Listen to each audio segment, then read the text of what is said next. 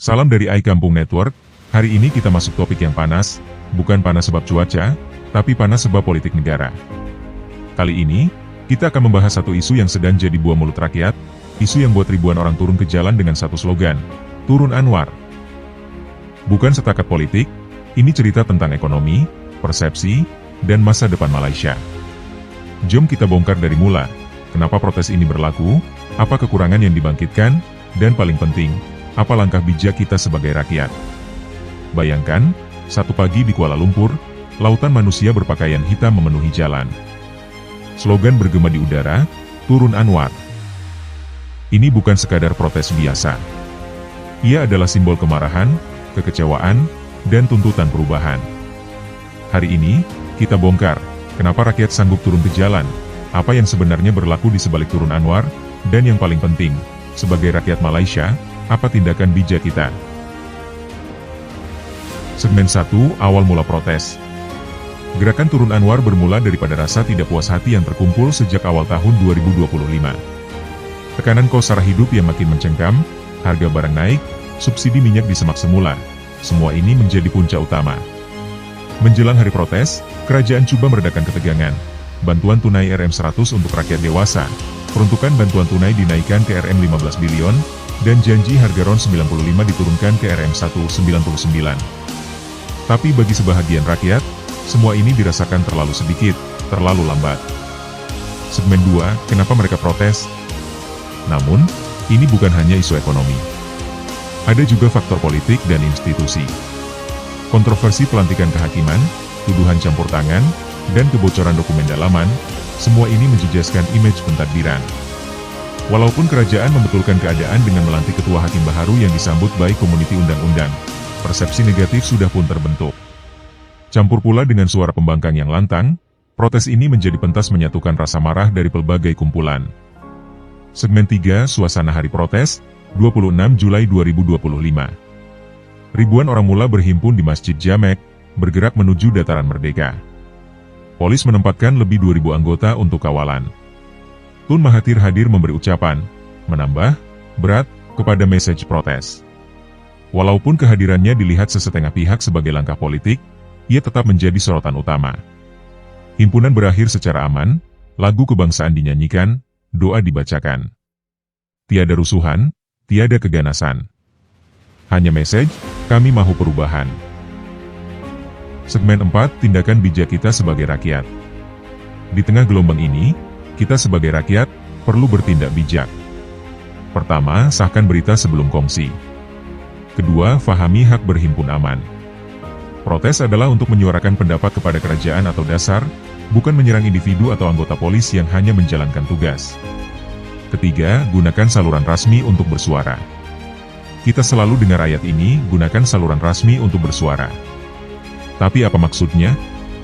Saluran rasmi adalah cara yang diiktiraf undang-undang untuk rakyat menyampaikan pendapat, aduan, atau tuntutan kepada pembuat keputusan.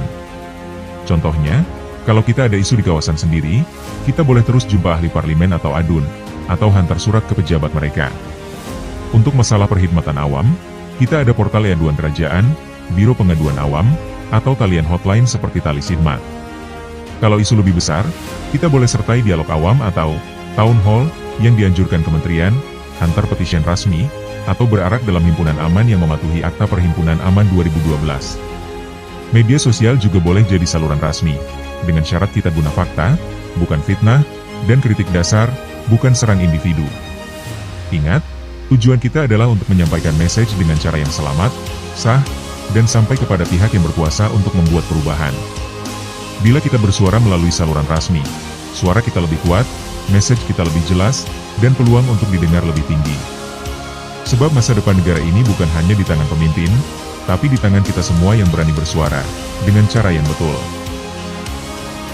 Keempat, mulakan solusi mikro di community, dari food bank ke koperasi. Kadang-kadang kita tunggu kerajaan selesaikan semua masalah, tapi kita lupa, perubahan besar bermula dari langkah kecil di community sendiri. Solusi mikro maksudnya tindakan kecil yang kita boleh buat dengan sumber yang ada, untuk bantu jiran, kawan, atau penduduk sekitar. Contoh paling mudah, food bank. Kita letak rak atau kotak makanan di surau, kedai runcit, atau balai community. Siapa ada lebihan, derma. Siapa memerlukan, ambil. Selain itu, kita boleh buat koperasi kampung untuk beli barang dapur secara pukal dan jual murah kepada ahli. Atau buat kumpulan sukarelawan untuk ajar kelas tuition percuma kepada anak-anak keluarga susah.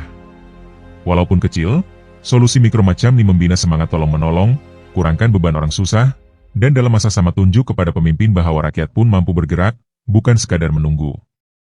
Bila community bergerak, kita bukan saja selesaikan masalah sekeliling, tapi kita juga membina kuasa rakyat dari akar umbi. Kelima, kritik dengan fakta, bukan emosi semata. Bila kita nak tegur atau kritik, pastikan hujah kita disokong fakta, data, dan bukti yang sahih. Jangan hanya ikut rasa marah atau dengar kabar angin. Contohnya, kalau kita nak kritik kenaikan harga barang, bawa sekali data daripada KPDN atau laporan inflasi.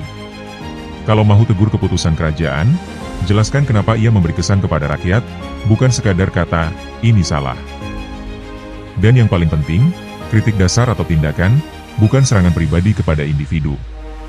Kita boleh tidak setuju dengan Perdana Menteri atau Menteri, tapi itu tak bermakna kita hina rupa, keluarga, atau hal pribadi mereka. Apabila kita kritik dengan fakta, message kita lebih kuat, susah untuk diputar belit, dan lebih mudah diterima oleh orang yang mungkin tak sependapat dengan kita. Segmen 5, kelemahan yang dipersepsikan pada kerajaan. Kalau kita tanya di kedai kopi atau scroll media sosial, ada 3 perkara yang selalu orang sebut bila bercakap tentang kelemahan kerajaan Anwar. Pertama, cara umum dasar yang nampak, last minute. Contohnya, 23 Julai lalu Kerajaan Umum Bantuan Tunai sekali RM100 untuk semua rakyat dewasa, dan janji harga petrol RON 95 turun ke RM1, 99 seliter.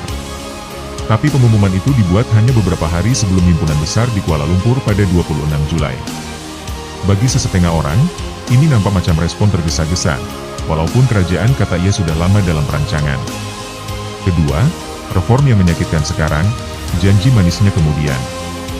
Subsidi diesel, misalnya, mulai dirasionalisasi 10 Juni 2024. Harga di Semenanjung naik ke RM3.35 seliter, sementara di Sabah Sarawak kekal lebih rendah.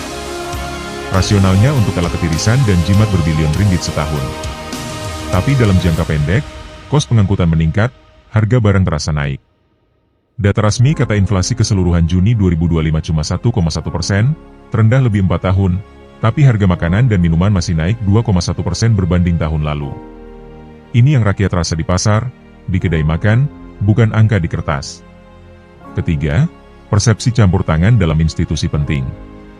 Isu pelantikan Ketua Hakim Negara jadi topik panas pada Jun dan Julai. Ratusan peguam turun berarak dalam Walk to Safeguard Judicial Independence, menyerahkan memorandum. Perdana Menteri menafikan sebarang campur tangan, dan pada 18 Julai, pelantikan Ketua Hakim yang baru diumum. Tetapi, persepsi sudah terbentuk, dan persepsi itu sukar dipadam. Inilah 3 titik sakit yang rakyat nampak, cara umum dasar, tekanan kos hidup, dan keyakinan terhadap institusi. Walaupun ada langkah pembetulan, jurang persepsi akan kekal kalau message tak konsisten, dan kalau rakyat belum rasa kesannya di dapur masing-masing. Kuncinya, komunikasi awal dan telus, kesan nyata di perut rakyat, dan institusi yang kelihatan benar-benar bebas. Segmen 6, bubar atau kekalkan, persoalan besar sekarang, patutkah kerajaan ini dibubar, atau diberi masa? Kalau kekalkan, logiknya jelas, beri peluang kepada kepimpinan sekarang untuk buktikan janji mereka.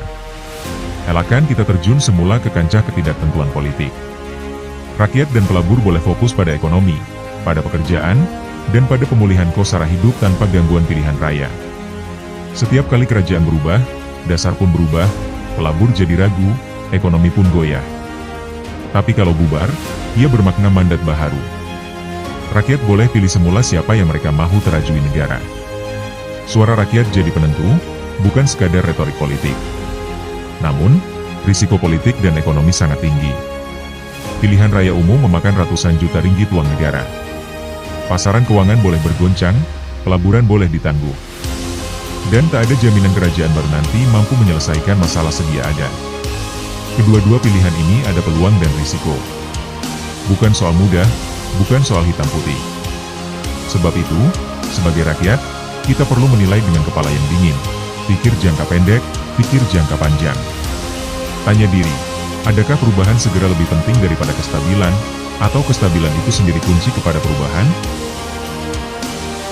Penutup, Turun Anwar bukan sekadar perhimpunan di jalan raya. Ia simbol bahwa suara rakyat, walau satu, walau kecil, tetap penting, dan tidak boleh dipandang sebelah mata. Sama ada kerajaan ini kekal atau tumbang, mesejnya sudah jelas, rakyat mahu pemimpin yang mendengar sebelum bercakap, bertindak sebelum berjanji, dan menjaga perut rakyat sebelum menjaga kepentingan politik. Masa depan Malaysia tidak hanya terletak di kerusi parlimen atau pejabat Putrajaya. Ia hidup di hati setiap rakyat, di usaha kita sehari-hari, di pilihan yang kita buat ketika mengundi, dan di keberanian kita untuk bersuara dengan bijak. Turun Anwar adalah cermin kepada rasa hati rakyat, cermin yang memantulkan kegelisahan, harapan, dan tuntutan untuk sebuah negara yang adil.